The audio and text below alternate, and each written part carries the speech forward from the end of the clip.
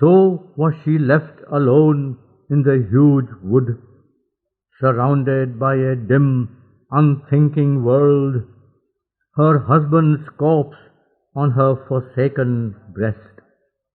In her vast, silent spirit motionless, she measured not her loss with helpless thoughts, nor rent with tears the marble seals of pain. She rose not yet to face the dreadful God. Over the body she loved, her soul leaned out in a great stillness without stir or voice, as if her mind had died with Satyavan. But still the human heart in her beat on, aware still of his being near to hers.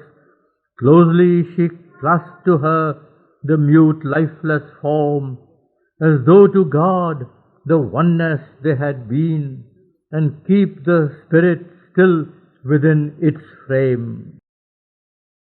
Then suddenly there came on her the change which in tremendous moments of our lives can overtake sometimes the human soul and hold it up towards its luminous source.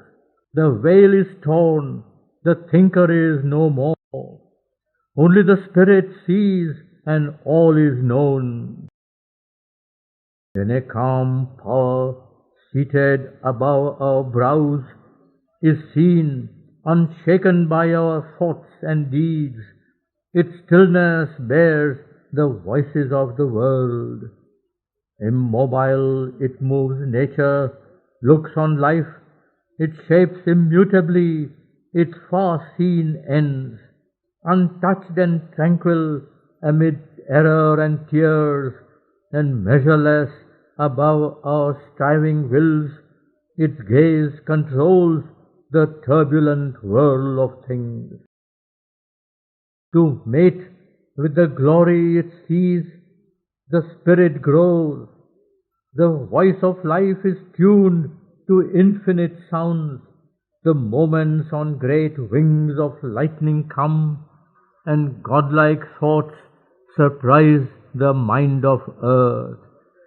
Into the soul's splendor and intensity, a crescent of miraculous birth is tossed, whose horn of mystery floats in a bright void. As into a heaven of strength and silent thought is ravished, all this living mortal clay is seized, and in a swift and fiery flood of touches shaped by a harmonist unseen, a new sight comes, new voices in us form, a body of the music of the gods.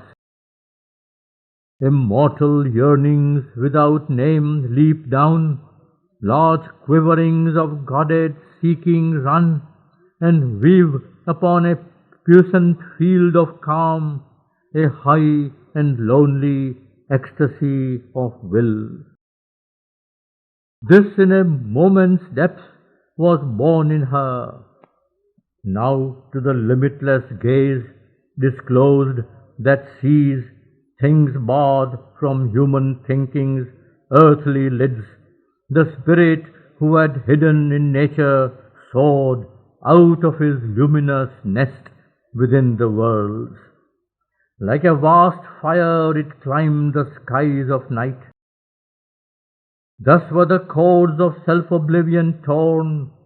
Like one who looks up to far heights she saw, ancient and strong as on a windless summit, above her where she had worked in her lone mind, laboring apart in a sole tower of self, the source of all which she had seemed or wrought, a power projected into cosmic space, a slow embodiment of the aeonic will, a starry fragment of the eternal truth, the passionate instrument of an unmoved power. A presence was there that filled the listening world, a central all assumed her boundless life, a sovereignty, a silence, and a swiftness. One brooded over abysses, who was she. As in a choric robe of unheard sounds, a force descended, trailing endless lights, linking time's seconds to infinity. Illimitably it girt the earth and her. It sank into her soul, and she was changed. Then, like a thought fulfilled by some great word, that mightiness assumed a symbol form. Her being's spaces quivered with its touch. It covered her as with immortal wings. On its lips the curve of the unuttered truth, a halo of wisdom's lightnings for its crown. It entered the mystic lotus in her head, a thousand-petaled home of power and light. Immortal leader of her mortality, doer of her works and fountain of her words, invulnerable by time, omnipotent, it stood above her, calm, immobile, mute. All in her mated with that mighty hour, as if the last remnant had been slain by death of the humanity that once was hers. Assuming a spiritual wide control, making life see a mirror of heaven's sky, the young divinity in her earthly limbs, filled with celestial strength her mortal part. Over was the haunted pain, the rending fear. Her grief had passed away, her mind was still, her heart beat quietly with a sovereign force. There came a freedom from the heartstrings' clutch. Now all her acts sprang from a Godhead's calm. Calmly she laid upon the forest soil the dead who still reposed upon her breast, and bore to turn away from the dead form. So now she rose to meet the dreadful God. That mightier spirit turned its mastering gaze on life and things, inheritor of a work left to it unfinished from her halting past, when yet the mind, a passionate learner, toiled, and ill-shaped instruments were crudely moved. Transcended now was the poor human rule. A sovereign power was there, a godlike will. A moment yet she lingered motionless, and looked down on the dead man at her feet. Then, like a tree recovering from a wind, she raised her noble head. Fronting her gaze, something stood there, unearthly, somber, grand, a limitless denial of all being that wore the terror and wonder of a shape. In its appalling eyes, the tenebrous form bore the deep pity of destroying gods. A sorrowful irony curved the dreadful lips that speak the word of doom. Eternal night, in the dire beauty of an immortal face, pitying arose, receiving all that lives forever into its fathomless heart, refuge of creatures from their anguish and world pain.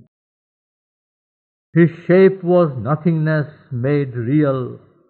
His limbs were monuments of transience, and beneath brows of unwearying calm, large godlike lids, silent beheld the writhing serpent life. Unmoved, their timeless, wide, unchanging gaze, had seen the unprofitable cycles pass, survived the passing of unnumbered stars, and sheltered still the same immutable orb. The two opposed each other with their eyes, woman and universal God. Around her, piling their wide, unbearable loneliness upon her mighty, uncompanioned soul, many inhuman solitudes came close. Vacant eternities, forbidding hope, laid upon her their huge and lifeless look, and to her ears, silencing earthly sounds, a sad and formidable voice arose, which seemed the whole adverse world. Unclasp, it cried, thy passionate influence and relax, O slave of nature, changing tool of changeless law, who vainly writes rebellion to my yoke. Thy elemental grasp, weep and forget, entomb thy passion in its living grave. Leave now the once loved spirit's abandoned robe. Pass lonely back to thy vain life on earth. It ceased, she moved not, and it spoke again, lowering its mighty key to human chords, yet a dread cry behind the uttered sounds, echoing all sadness and immortal scorn, moan like a hunger of far wandering waves. Wilt thou forever keep thy passionate hold, thyself a creature doomed like him to pass, denying his soul death's calm and silent rest? Relax thy grasp. This body is earth's and thine. His spirit now belongs to a greater power.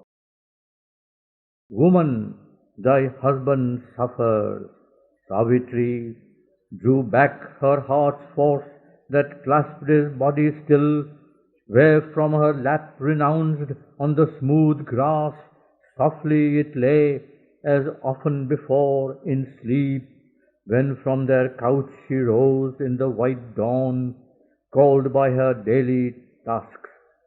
Now too, as if called, he rose and stood gathered in lonely strength, like one who drops his mantle for a race and waits the signal motionlessly swift.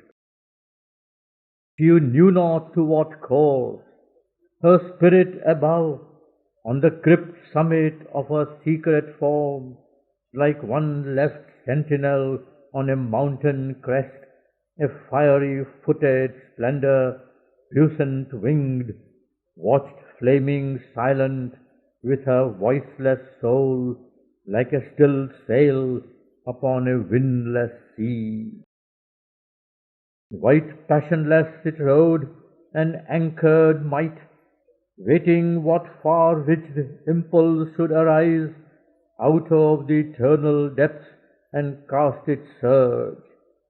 Then Death the King leaned boundless down, as leans night over tired lands when evening pales and fading gleams break down the horizon's walls, nor yet the dusk grows mystic with the moon. The dim and awful Godhead rose erect, from his brief stooping to his touch on earth, and like a dream that wakes out of a dream, forsaking the poor mould of that dead clay, another luminous Satyavan arose, starting upright from the recumbent earth, as if someone over viewless borders stepped, emerging on the edge of unseen worlds. In the earth's day the silent marvel stood between the mortal woman and the God. Such seemed he as if one departed came, wearing the light of a celestial shape, splendidly alien to the mortal air. The mind sought things long loved, and fell back foiled from unfamiliar hues, beheld yet longed by the sweet radiant form, unsatisfied, incredulous of its too bright hints of heaven. Too strange the brilliant phantasm to life's clasp, desiring the warm creations of the earth, reared in the ardor of material suns, the senses seized in vain a glorious shade. Only the spirit knew the spirit still, and the heart divined the old loved heart, though changed. Between two realms he stood, not wavering, but fixed in quiet, strong expectancy, like one who, sightless, listens for a command. So were they immobile on that earthly field, powers not of earth, though one in human clay. On either side of one, two spirits strove. Silence battled with silence, vast with vast. But now the impulse of the path was felt, moving from the silence that supports the stars to touch the confines of the visible world. Luminous he moved away. Behind him death went slowly with his noiseless tread, as seen in dream-built fields a shadowy herdsman glides behind some wanderer from his voiceless herds, and Savitri moved behind eternal death. Her mortal pace was equalled with the gods. Wordless she travelled in her lover's steps, planting her human feet where his had trod, into the perilous silences beyond. At first in a blind stress of woods she moved, with strange inhuman paces on the soil, journeying as if upon an unseen road. Around her on the green and imaged earth, the flickering screen of forest ringed her steps. Its thick luxurious obstacle of boughs besieged her body, pressing dimly through in a rich realm of whispers palpable, and all the murmurous beauty of the leaves rippled around her like an emerald robe. But more and more this grew an alien sound, and her old intimate body seemed to her a burden which her being remotely bore.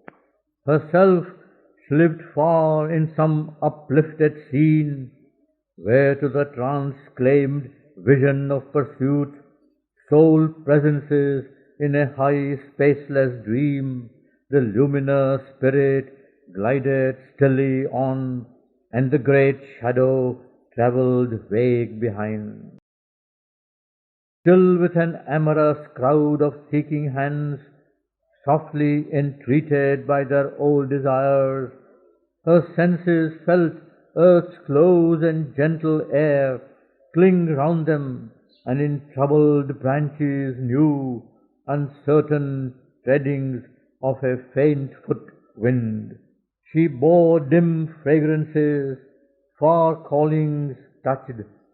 The wild bird's voice and its winged rustle came, as if a sigh from some forgotten world.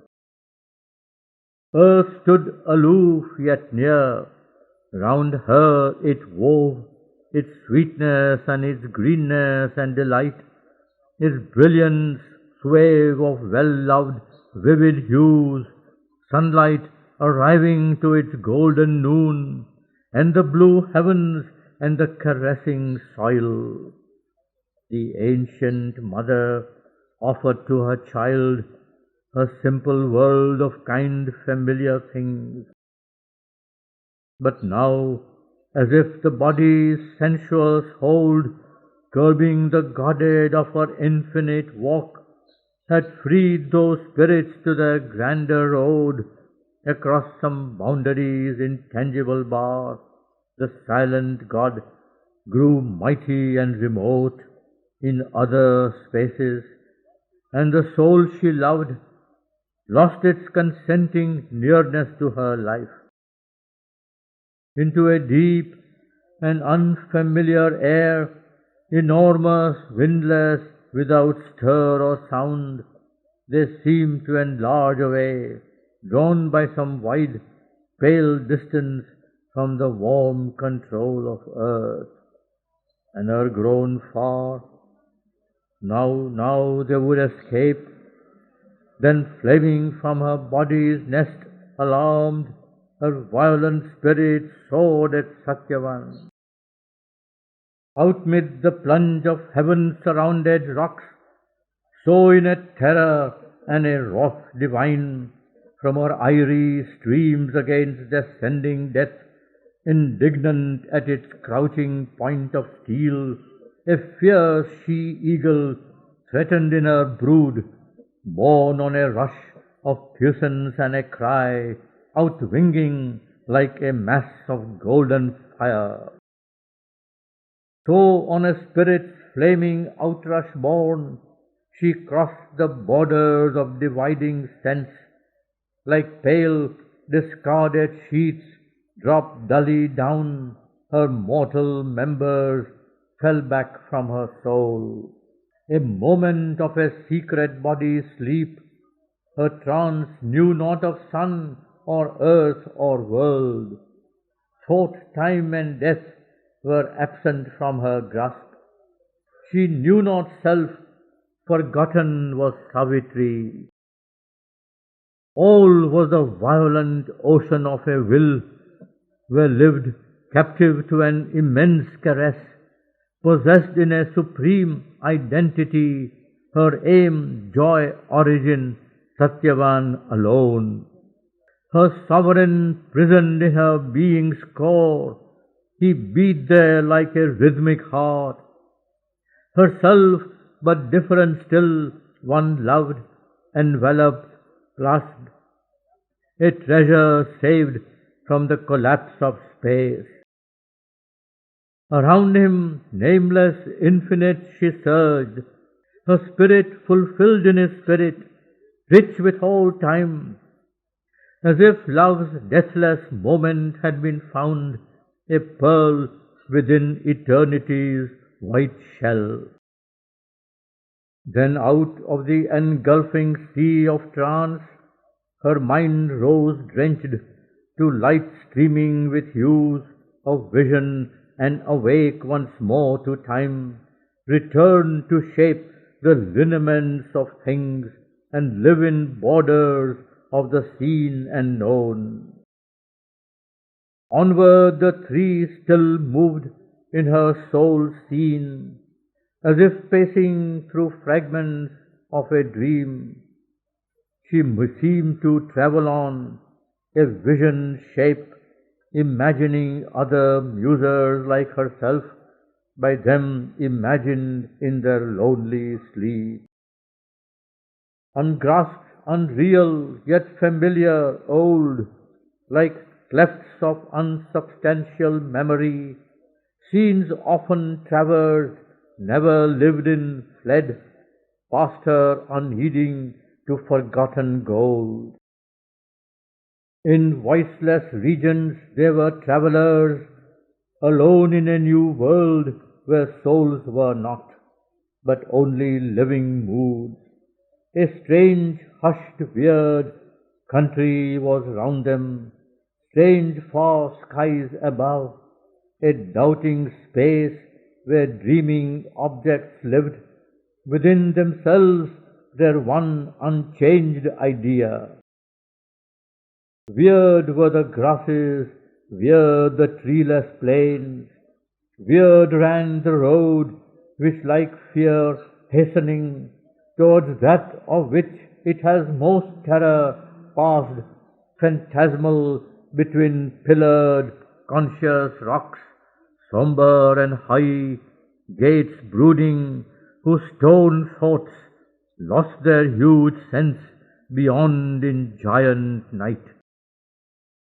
Enigma of the inconscient sculptural sleep, symbols of the approach to darkness old, and monuments of her titanic reign, opening to depths like dumb, appalling jaws that wait a traveller down a haunted path, attracted to a mystery that slays. They watched across a road, cruel and still. Sentinels they stood of dumb necessity, mute heads of vigilant and sullen gloom, carved muzzle of a dim, enormous world.